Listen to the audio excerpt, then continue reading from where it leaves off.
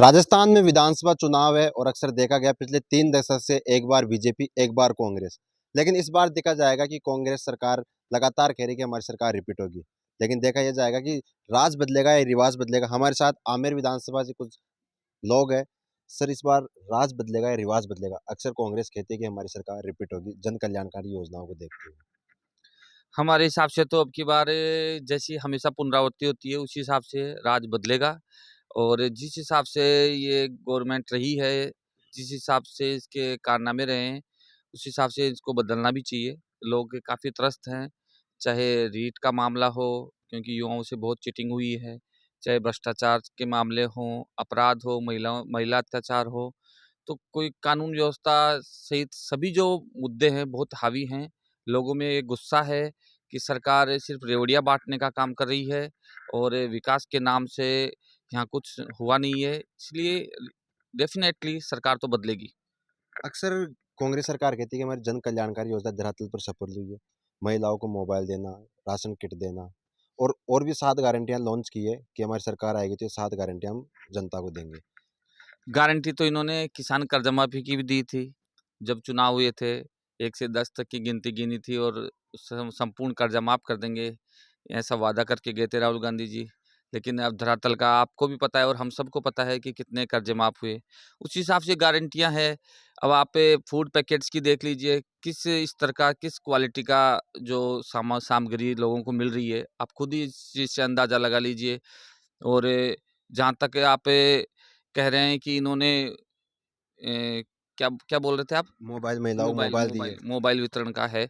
तो मोबाइल वितरण का कोई भी आप किसी भी आम आदमी से पूछेंगे, कोई ज़रूरत नहीं थी इस प्रकार की योजनाओं की। एक तरह से पूरा वोटर्स को लुभाने के हिसाब से ये योजना है, क्योंकि आप देखिए उसमें भी अभी कई विसंगतियाँ हैं, कई महिलाओं को नहीं मिला और उसका कोई यूज़ ऐसा नहीं है। उसकी जगह अगर कोई दूसरी योजना होती या कोई पानी से, जहाँ पानी की यहाँ समस्या है तो पानी लाने के संबंध में होती, या कोई मूलभूत सुविधाएँ रोडों को सुधारने का हिसाब से होती, या कोई अच्छी और योजना होती, तो शायद वो बहुत ही अच्छी बेहतर तरीके से इम्प्लीमेंट हो सकती थी।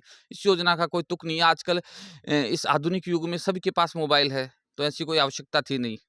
अभी जब प्रियंका गांधी का राजस्थान में दौरा था तो 7 गारंटियां दी थी कि हमारी सरकार आएगी तो महिला मुखिया को 10,000 रुपये, हुँ। 500 में सिलेंडर और जो पशुपालक है उनसे 2 रुपये किलो में गोबर खरीदा जाएगा। देखिए, जिस इस जब से कांग्रेस सरकार ने पिछली जो इन्होंने घोषणाएँ की थी और ये इम्प्लीमेंट नहीं, उस हिसाब से सब लोगों का इन पे विश्वास उठ गया है।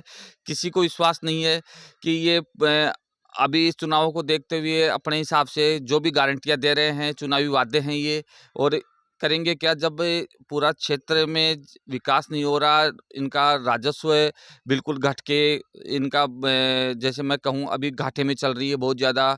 इस लोगों इसमें कोष में सरकार का कोष खाली हो चुका है फ्री की रेवड़ियों में। तो आप ये बताइए देंगे कहाँ से? अब आज तो सब युवा और सब जनता सब पढ़ी लिखी है, सब समझते हैं कि मुफ्त की रेवड़ियाँ किसी को नहीं चाहिए। जनता को, आम जनता को किसी को भी मुफ्त की नहीं चाहिए। उनको ऐसी चीज़ें चाहिए जिससे मूलभूत विकास हो सके, जो समाज को एक सही दिशा में लेके जा सके।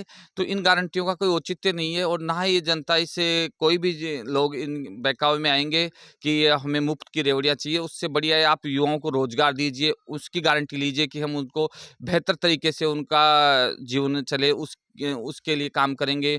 महिलाओं की सुरक्षा के लिए, महिलाएँ अत्याचार जो हो रहा है, महिला अत्याचार हो रहा है, उसको रोकने के हिसाब से ये गारंटियाँ चाहिए आज मूलभूत रूप से। बाकी ये फ्री की रेवड़ियाँ किसी को नहीं चाहिए।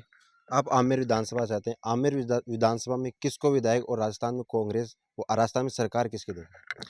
हम तो आमेर में सतीश पूनिया जी जो हमारे मौजूदा विधायक हैं, उन्हीं को दोबारा विधायक देखना चाहेंगे, क्योंकि उन्होंने जो मूलभूत जो आवश्यकता है लोगों की और इस क्षेत्र की जो भी मुख्य समस्याएं हैं उनको दूर करने का प्रयास किया है। चाहे सड़कें, चिकित्सा, शिक्षा, किसी भी क्षेत्र में लीजिए आप। अगर और भी क्षेत्र में जाएंगे, यहाँ आसपास देखेंगे तो आपको इस चीज़ का खुद को अंदाज़ा हो जाएगा। और जहाँ तक गवर्नमेंट है, क्योंकि गवर्नमेंट के बारे में मैं आपको बता ही चुका हूँ कि ये गवर्नमेंट हर मोर्चे पे विफल रही है, तो हम तो चाहेंगे कि ये गवर्नमेंट विदा हो और यहाँ पुनः सतीश जी एमएलए बने। अगर बीजेपी गवर्नमेंट आती है राजस्थान में तो मुख्यमंत्री किसको देंगे? अब मुख्यमंत्री तो देखिए ये तो अब क्योंकि पार्टियां तय करती है, देखने से और हमारे देखने से या चाहने से नहीं होता। बाकी जो भी होगा वो अच्छा होगा, ये हम कह सकते हैं, क्योंकि बीजेपी की जो रीति नीति रही है, चाहे आप किसी भी स्टेट में देख लीजिए, तो इन्होंने इस चीज़ के लिए हमेशा फोकस किया है। जो भी इनका मुख्यमंत्री कैंडिडेट होता है या जो भी मुख्यमंत्री होता है, वो एक विजन लेके चलता है। ये मुफ्त की रेवड़ियाँ बांटने वाला या ऐसा मुख्यमंत्री तो बिल्कुल नहीं होगा। जो भी होगा इस क्षेत्र को, इस प्रदेश को ऊंचाइयों पे लेके जाएगा, ये निश्चित मान के चलिए आप। अक्सर मैं आमेर विधानसभा जब कवरेज कर रहा था, लोगों से जान रहा था, तो कहीं-कहीं देखा गया है कि बीजेपी के प्रति या विधायक के प्रति लोगों में विरोध भी देखा गया।